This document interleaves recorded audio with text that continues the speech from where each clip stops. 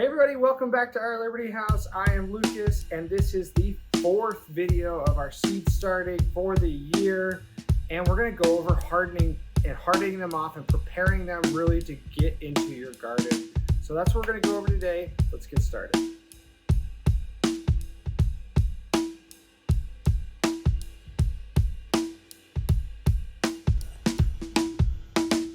So these seedlings are starting their 8th week of life since we sowed them back inside in that first video in the greenhouse.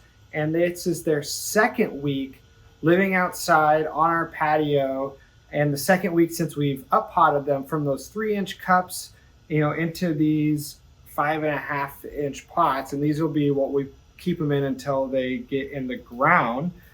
And like I said, we started that hardening off process, and that's so important because you need to introduce them to their new environment, fluctuating temperatures more than your greenhouse, and really like direct UV rays. So you don't want to just take them from a greenhouse, artificial light, and just throw them right in the garden.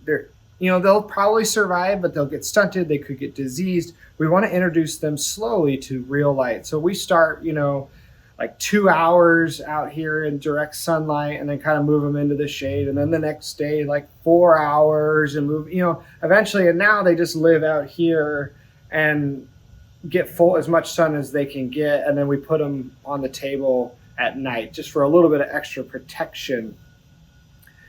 And I can show you right up here, this is what'll happen if they get too much sun sometimes, is you'll get like a little, sunburn. And if you leave the whole plant out in direct sun for 8 hours on a hot day, it could really damage its future growth. So you want to harden them off. You want to make sure that they get introduced slowly into this new environment they're going to live in. Just to show you guys how great these are looking, another, pretty successful year of seed starting. Remember these tomatillos from, I think, the 2nd video that I up potted, and I mean, these, look how sturdy they are. They're doing great. Save those. These cherry tomatoes are some of my favorite because they're always like the tallest one. You look at it compared to, what's this over here, like this black creme. These cherry tomatoes are such prolific growers, and it's going to be great to watch them fill up our arch trellis this year. There's actually, where's my green zebra that I like? These are slow to start. I thought I saw one. Oh yeah, these zebras I was really worried about because in the cups they weren't doing great, but that's a great nursery tomato if you bought one.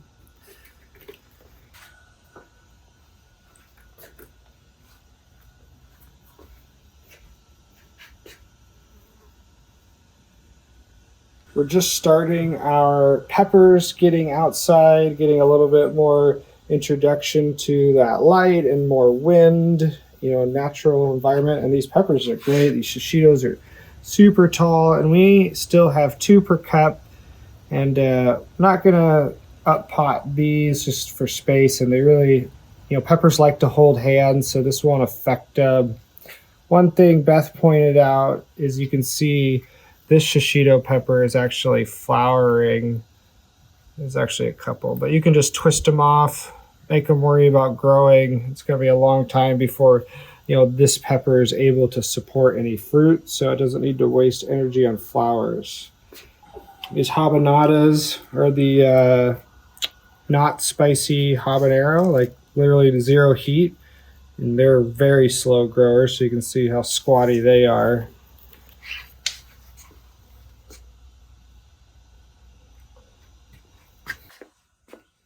These beef steaks over here kind of got neglected, but we had to sow them. They didn't germinate the initial time, and then they've just been sitting in the back of the pepper one, and we missed them. So these will get up potted today, and obviously buried super deep. But as leggy as they are, they're still pretty strong. So,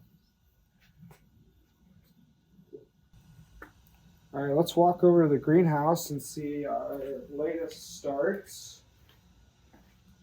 The greenhouse has been very good outside. I was actually a little worried when we started these new seeds about temperature and germination, but we closed it up at night, and we come out here and I stick my hand in it, and it's at least 15 degrees, 20 degrees warmer than the outside, and there's condensation everywhere. So it's doing its job as a greenhouse. So we've got 2 trays we just started, some different things. We got some zinnias and a bunch of basil and butternut squash, and then more center cut squash, some Armenian cucumbers, zucchini, yellow squash, cantaloupe, and some Swiss chard because I had a couple extra cups. And we're probably a week or 2 late on these. They'll still grow fine. They're just going to be later getting in the garden. You know, the squash and cucumbers and melons, they usually take about 4 weeks, you know, from seed starting to transplant because they are fast growers.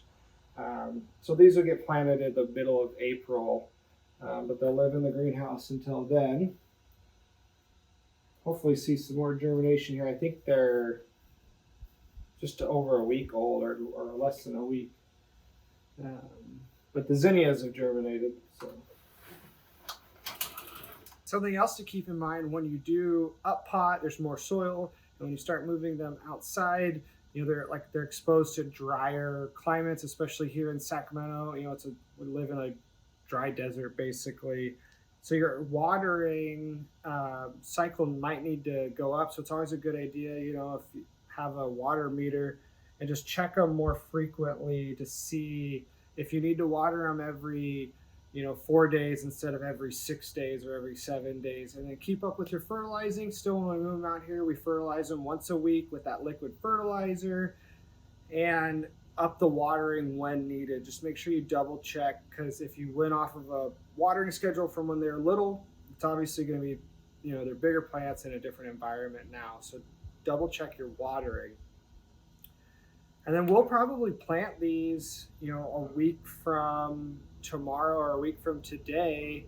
And they could go in the ground now. We'll just wait another week just to let it get a little bit warmer. You know, we want those daytime temps in the 70s and nighttime temps in the 50s. And next week it looks like it's going to be like that. All right, that's a wrap for this, you know, seed update. Really just wanted to share how everything's looking. We're super excited. You know, we started 49 tomatoes and they've all lived, and we're going to plant like 15 of them because that's what obsessive gardeners do, is overplant. Then only the next thing for us to do today is we're going to prep our beds with some compost and really get that growing medium ready for these young seedlings. And we'll show you guys our transplanting video. That'll be the next video. It's just how we transplant these tomatoes and peppers. You know, now's the time. Hit that thumbs up button for us. You know, subscribe if you haven't. Check out the old videos to see, you know, our seed starting adventure this year and how we got here. And if it's something you're interested in doing, I really appreciate your time. Have a good weekend.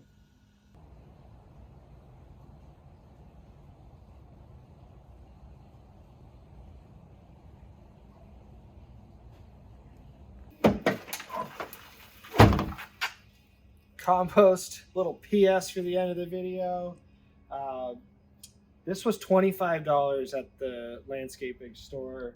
Imagine this is probably like 10 bags worth of compost. That's gonna cost you like at least $100 in the store if you buy it, you know, at a nursery in the bags, or you could go to a landscape supply, you know, place and get this for $25. And it's great. It's mushroom compost. Plants are gonna love this. It's gonna feed our plants through the whole year for $25. Hello, plastic.